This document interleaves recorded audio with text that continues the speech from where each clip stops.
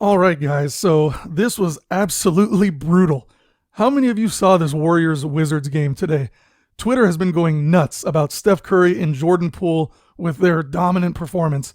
But let's get into the details first. So, the Wizards, they honestly played a really good game, but unfortunately, they just had no answer for Steph Curry and Jordan Poole. I mean, these two guys combined for 73 points, 14 rebounds, 5 assists, 2 steals, and a block. I mean, it was just a constant back and forth within this game. Both teams were fairly competitive, but the Warriors just turned the gas on in the fourth quarter and basically went on a 29-12 run to end the game. But I got to give a shout out to Kristaps Porzingis. He did score a team high 32 points, but unfortunately the Wizards still lost 127 to 118. So just a little bit more on the game. The Wizards, they came out with a ton of offensive energy behind ridiculous shot making from Steph Curry and Jordan Poole. And I should mention that the Wizards did play without Bradley Beal in the lineup. The Wizards needed someone to go toe-to-toe with their shot makers on the Warriors. Porzingis did respond well to that challenge, but it was primarily only in the first half. Now, right out of the gate, Porzingis was hot, just draining field goal after field goal. He ended up making 9 out of 15 shots on 60.1% shooting. He took advantage of the mismatches in the mid-post, put the ball on the deck, and got to the rim plenty of times. He was generating points in the paint and even drawing a lot of fouls. He was even lighting it up from 3, where he shot 3 for 7 on 42.9% shooting.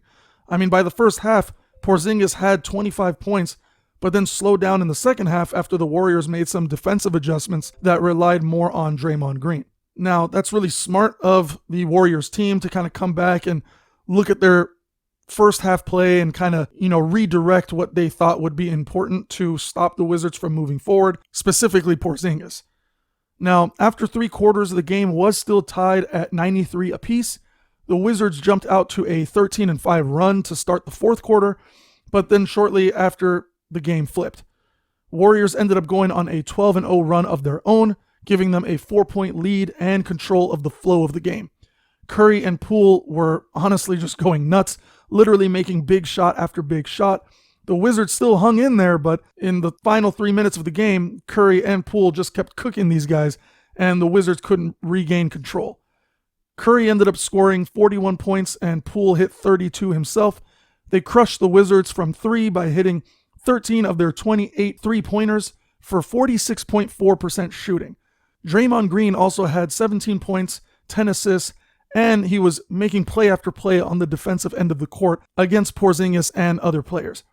It's just crazy to me that Klay Thompson didn't even play, and they still dominated. It's like they just keep recruiting Splash Brother after Splash Brother. I mean, could you guys imagine if the Warriors had signed LaMelo Ball instead of James Wiseman? Just imagine what kind of team they would have become. That would have seriously been a dynasty that could last another decade at the very least.